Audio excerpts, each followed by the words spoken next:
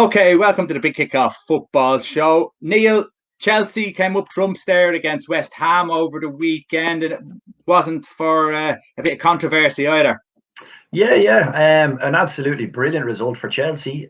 Because West Ham are literally neck and neck with them now. An absolute kick in the rocks for West Ham, and more so the way it happened, getting a man sent off for, let's be honest, an absolute disgraceful decision. I actually cannot believe you could go to VAR and the people could agree. Anyone that's ever watched football could agree in the decision to send the guy off for that. He's literally kicking through the ball. There's no stamp. There's no follow through. He just happens to catch the guy that's coming in the opposite direction.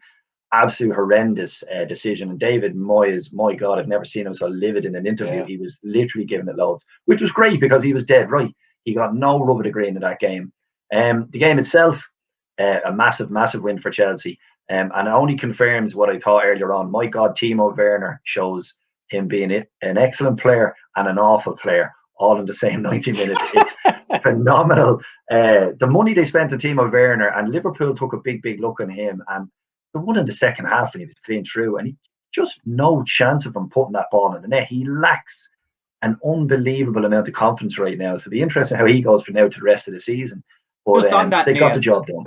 I'm just cutting across you there because you'd say he lacks confidence. But then again, it doesn't seem to faze him that much either. He just keeps going at it. You know, you see other players who crumble and bottle it, but he'll go with the same amount of confidence that he has the next time. He very well might miss it, but then again, he very well might score it as well. So there is some sort of strength there in his mentality.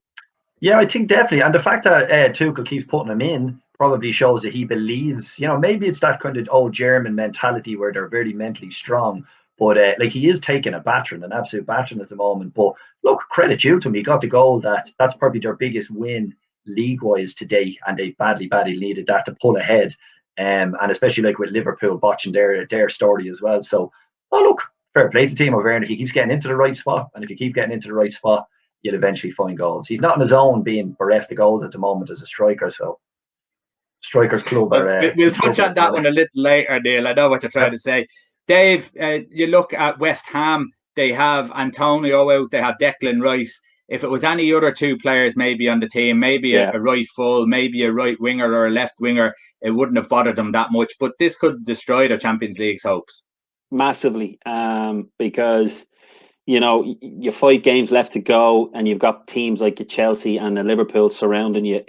You're in with the big boys now, and it's a different mentality altogether, and it's a different headspace to be around. So any player of that stature to be taken out is bound to be a massive hit in the confidence. So you've hit the nail on the head pretty much in the question in itself. Like, Rice is Mr. Steady the ship, and he's the kind of the unassuming player. Even though he's getting a lot of plaudits, he is very much just makes the thing, it makes everything tick. And then the other guys get the as I said, the big headlines. Antonio, he's probably their only goal man at the moment, to be honest, up front. And as Neil touched on about how being struck, being light across many clubs, and it's the same. So yeah, it's look, Liverpool have been there. Many teams have been there this year. You take one or two of your mainstays out of your spine of your team, everything changes. Liverpool, City, even for this little spell, everyone gets hit. So unfortunately for West Ham, it's come at the worst possible time, especially in the last 2 games. Now they've lost and they're in the Europa League position. Liverpool a point behind them. Chelsea 3 points clear. It's tough. It's tough to see them sneaking back in. Can you see them maybe looking at best now Europa League? Yeah, at best I'd say 5th, because Liverpool obviously drawn their last 2 games. Obviously United coming up next week. If they can stutter a little bit, and obviously Spurs don't come up behind them, unfortunately I think that's what it is. Hey, listen, the way this league has gone, next week when we're talking, we'll be like scratching our head again thinking, are they back in it? So it looks that way, but don't quote me on it.